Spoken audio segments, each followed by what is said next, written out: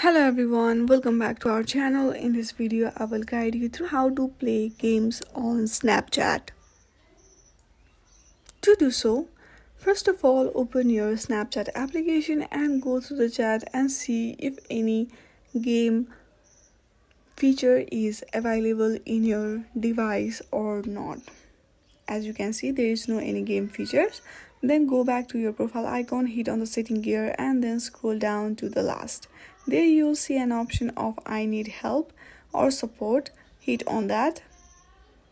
From there on the searching bar, search for games.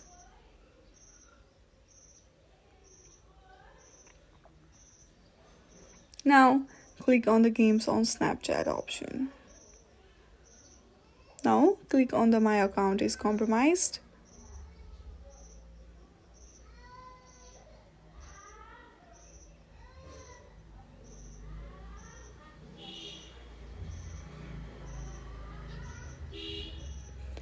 Once you click on the I think my account was compromised option, there you will see an form. Please describe your issue right here and hit on the submit. Snapchat team will help you out. I hope you like this video. Thank you for watching.